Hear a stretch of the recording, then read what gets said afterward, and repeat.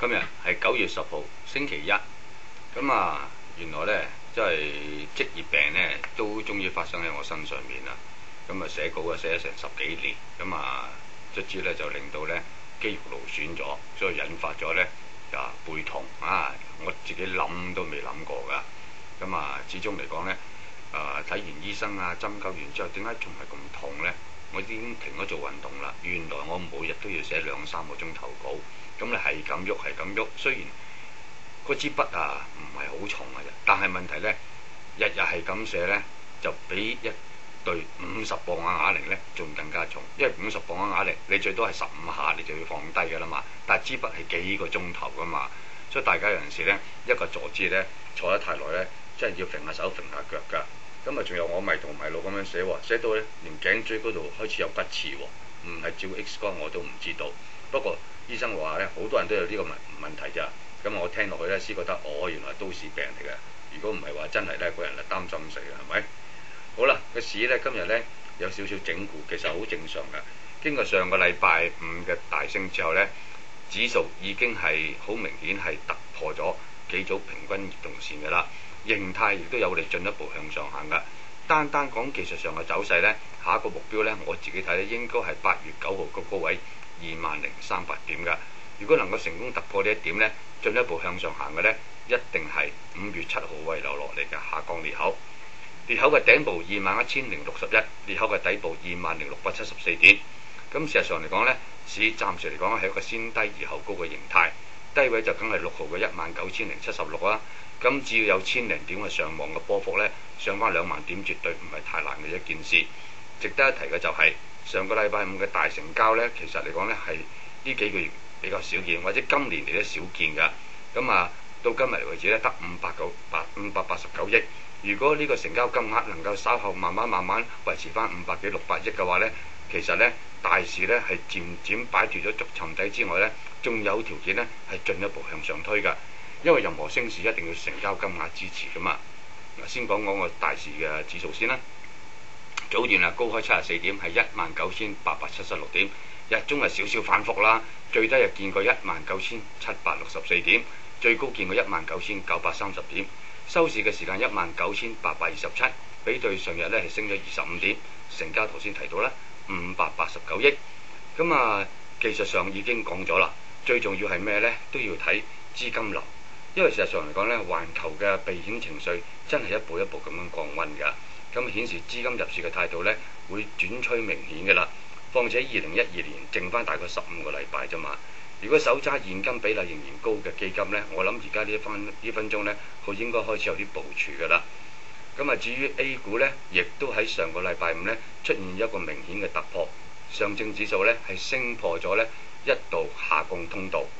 呢個下降通道嘅頂部係5月4號嘅2,454點，一路伸延落嚟呢，壓住成個 A 股嘅走勢㗎，直至到喺上個禮拜五先至被攻破㗎。咁啊，但係呢個可唔可以獲得確認呢？我諗仲要等等先。最重要嘅都係8月10號嘅高位2,177點。如果上證指數能夠進一步上破2,177點，而穩守呢個關卡樓上嘅話呢，咁呢條下降通道呢，應該都漸漸消失㗎啦。取而代之嘅就係2,029點嘅開步呢，漸漸形成一個小型嘅升勢㗎。不過到底能夠升幾多呢？真係要睇政策。內地嘅股市、樓市、經濟一向都係睇政策。咁啊，有部分嘅評級機構呢，就早前呢都話咗，內地經濟呢係會出現硬着陸。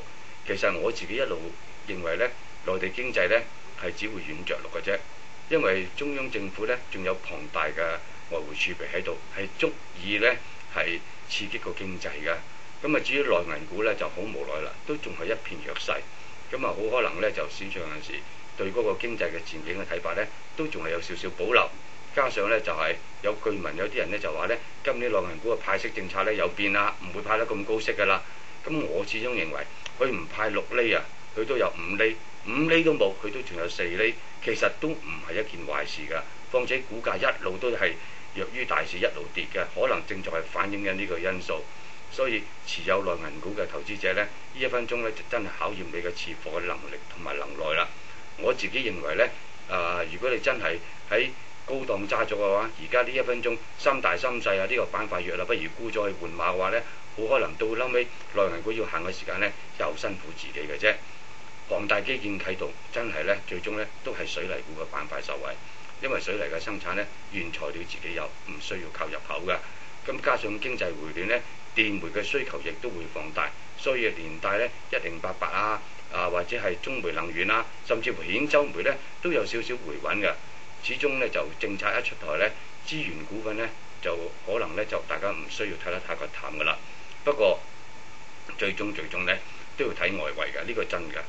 如果你話歐洲嗰邊能夠將歐債嘅問題逐漸淡化，咁龐大靠邊站喺美債嗰啲資金呢，係會陸續咁樣翻出嚟㗎。到其時呢，環球股市呢，就算唔係出現一個中期嘅升勢呢，都會出現一個呢中期小型嘅升浪㗎啦。其實美股已經咬住個高台啦，距離5月1號嘅高位13339點唔係爭好遠嘅咋。我自己覺得睇資金流呢，一定係受惠外圍因素所拉動，但係股份嘅走勢呢，好老實講，真係又要睇下內地嘅股市而定，因為恒指成分裏邊有成40% 或者多啲呢，全部都係中資股。呢個板塊唔喐嘅話呢，老實講，成個大市行起上嚟呢，都有少少呢係拉牛上市嘅感覺。不過，既然個大市氣氛已經係轉變，況且指數亦都係顯示一個技術上嘅突破，呢1分鐘暫時抱住一個摸住石頭過河嘅心態，逐步持平咁樣向上望啦。咁至於有貨在手嘅，我認為暫時係揸住先，因為呢短期嘅整固或者細翻幅呢，可能呢就無可避免。但係中期嚟講，只要外圍因素同埋內地嘅政策繼續推出嚟呢，個市呢始終呢係有機會呢進一步行上嚟嘅。好啦，講到呢度唔講啦，我要做物理治療啊！聽日再同你傾。